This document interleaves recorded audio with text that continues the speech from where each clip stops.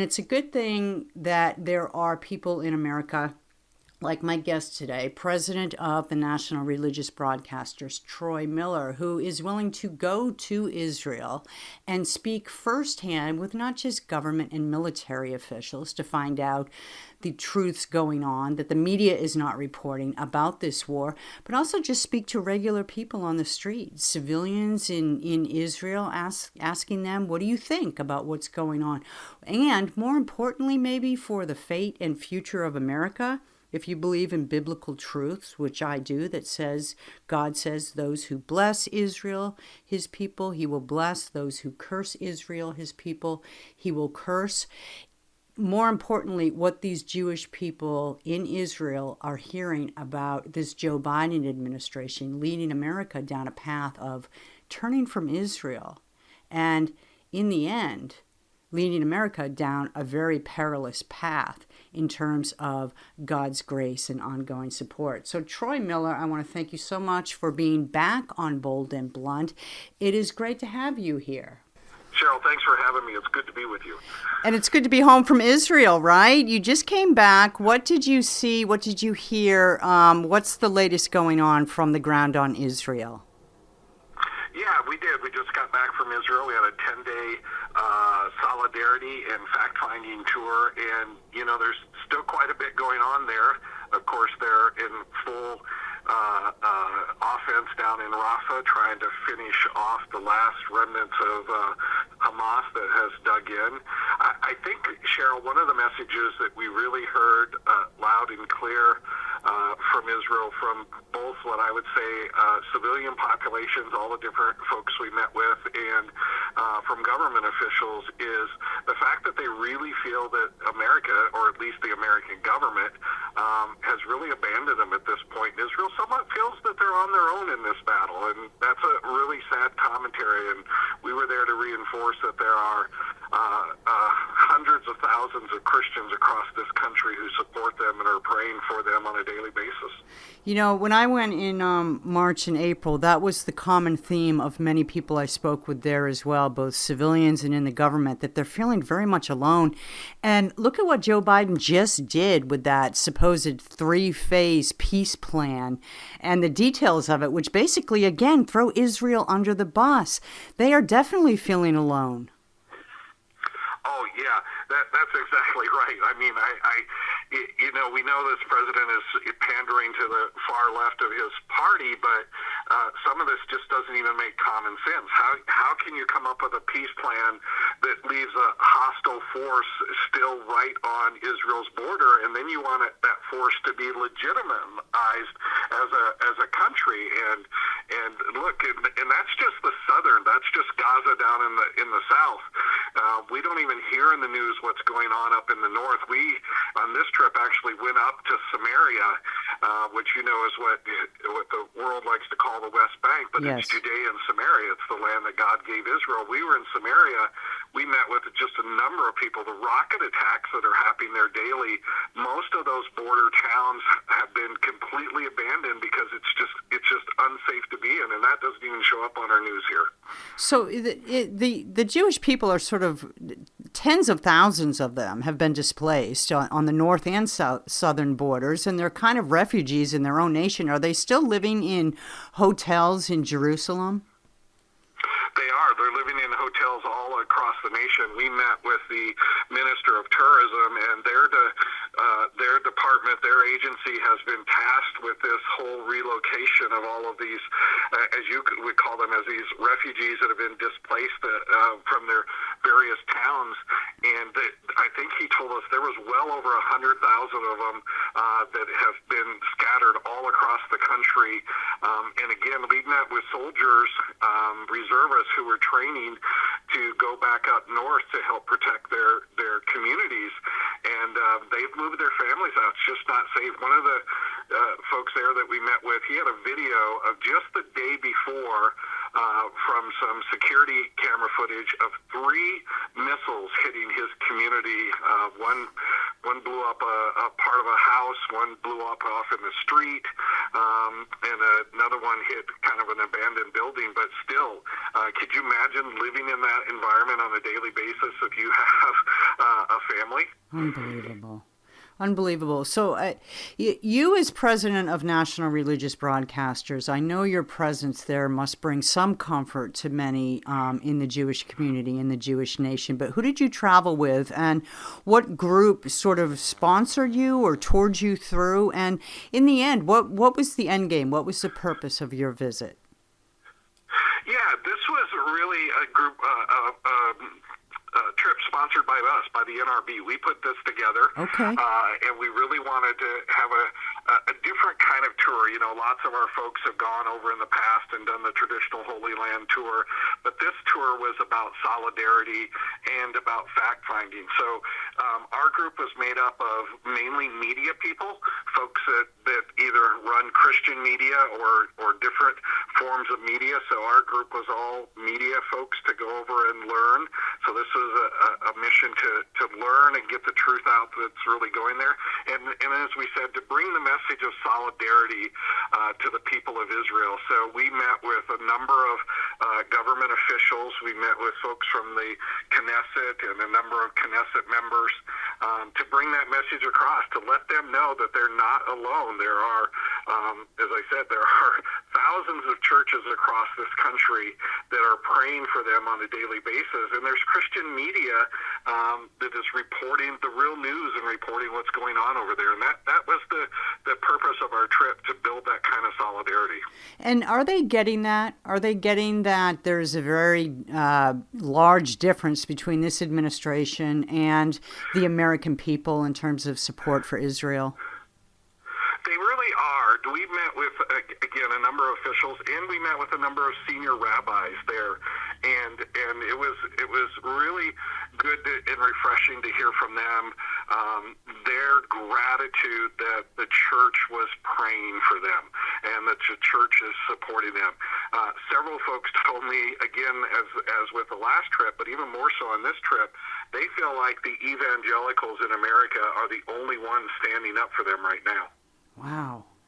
That's huge, because the whole world basically is watching Israel right now, and the whole world is weighing in with an opinion. And what it looks like is pretty much the whole world, even including, sadly, America, is turning against Israel and forcing them to play this moral equivalency game with Hamas, the terror group.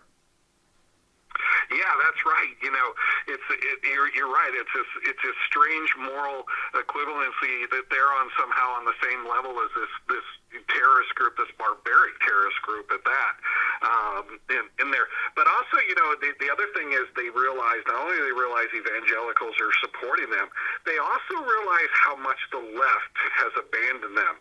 I talked to a number of people, and they'll start with this kind of opening statement, you know, oh, I'm on the left, I'm a progressive, but right. But the people in America have lost their minds. Do they know that if they marched like that in Gaza, that they would be stoned, they would be shot, they would be thrown off buildings? And they're really shocked about how much the left has abandoned them, and not just abandoned them, how the left has taken a very sharp anti-Semitic turn, and that's not going unnoticed in Israel. So do you think that is being heard by the Jewish communities in America, who traditionally vote Democrat, to many on the right's amazement, right? Do you think October 7th has awakened the Jewish community in America and the anti-Semitism we've seen on college campuses to not vote for Joe Biden? I think that they are coming to an awareness that not just the campuses that the protests have gone on. I think that was really kind of the wake-up call, especially with these very hard left universities. But also, I think the mainstream media has somewhat abandoned in their support of the Free Palestine movement. And that was a theme we heard over and over again.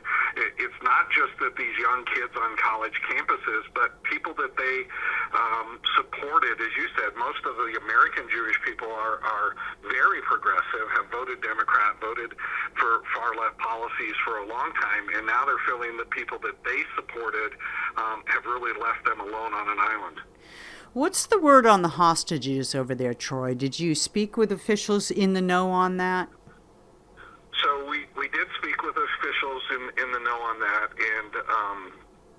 and so there's 125 hostages still being held.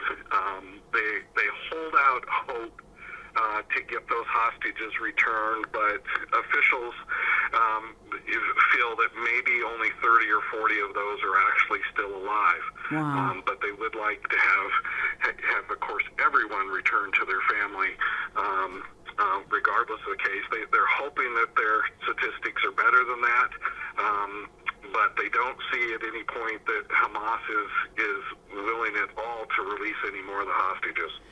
Do you think, based on either your personal opinion or discussions with officials in the know in Israel, and you can couch it however you want, do you think that the hostages would have been freed long ago if Israel had received the support from America at least, and the international community as well as America at best, for the last few months in doing what they wanted to do, entering Rafah and rooting out Hamas? Oh, I do. I think without a doubt. I think that certainly Europe's switch in not supporting Israel, but I think more so the American turn really prolonged the hostage release and the negotiations. I think if we, in America in particular, would have continued to put the pressure on Hamas, helped with more Middle East pressure and European pressure, I think we would have all of the hostages who are alive back home by now.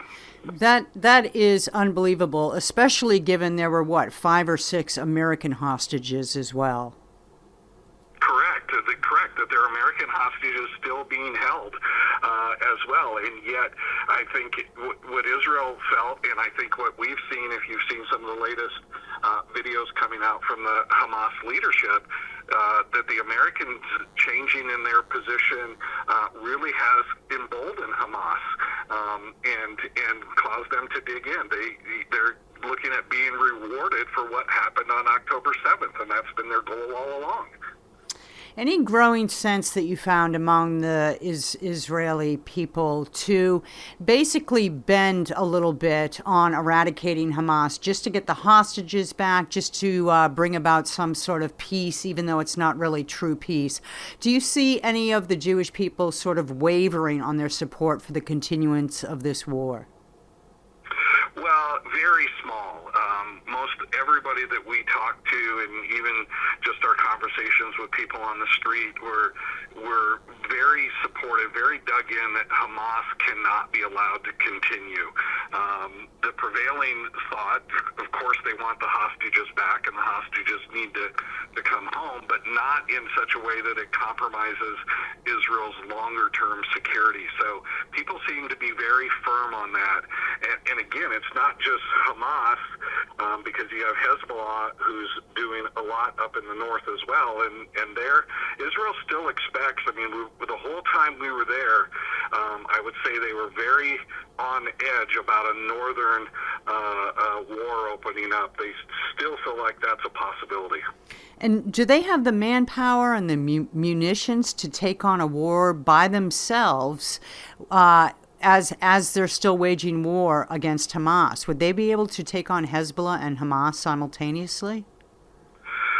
Well, we asked that question, and I think they have Hamas in such a corner now, such a point, that they've actually, started to look at that northern border there, and they certainly wouldn't want to take it on alone, and they certainly would need U.S. support for resupplies and ammunition and those things. They couldn't do that without the U.S. But Israel's resolved. They understand that they could be in this alone, and the country's still very united on this. So I think if the northern flank, opened up per se, I think you would see another round of Israelis, rushing to go back into the military, because I think they understand that if they don't protect their country, possibly nobody's going to come to help them. And that makes this administration's actions on Israel all the more disgusting, in my view. And I just want to finish with this last question. And I think I asked this last time we spoke on the heels of your trip, your first trip to Israel. What can Americans do? What can Americans in the evangelical community do, or just Americans in general, to help Israel through these times right now? Because our government sure isn't. Well, that's right. First of all, if you have any Jewish communities in your towns or cities, I would just encourage pastors and people to reach out to those communities and let them know that you're supporting them, you're praying for them. We've also asked that if you're in any Christian groups on any of these college campuses, please reach out to the Jewish students and let them know they're not alone. Let them know that you're there, you support them, you're standing by them. That's the biggest thing I think that the Jewish people need to hear, and that was one of the messages we were so happy to be able to take to them and get in a number of Jewish media outlets to let the people know that, look, there is a large group of people in America, the evangelical community, that is supporting you, praying for you, and they're putting the pressure on to make sure America supports you. Wow. Troy Miller, President of National Religious Broadcasters, thank you so much for being on Bold and Blunt. Thank you for carrying that message of evangelical and Christian support to Israel. It means a lot to me personally, and I'm sure it does to a lot more Americans as well. Thank you. Well, thank you, Cheryl, for having me. And that's another Bold and Blunt. If you like Bold and Blunt, don't forget you may get Bold and Blunt at edify.app, at Real Life Network, at WashingtonTimes.com, and wherever podcasts are available. Pray for Israel. Reach out to any Jews you know personally and let them know this Joe Biden administration may be tossing the Jewish nation under the bus, but by and large, American citizens are not. Tune in next time. In the meanwhile, don't forget, stay blunt, stay bold.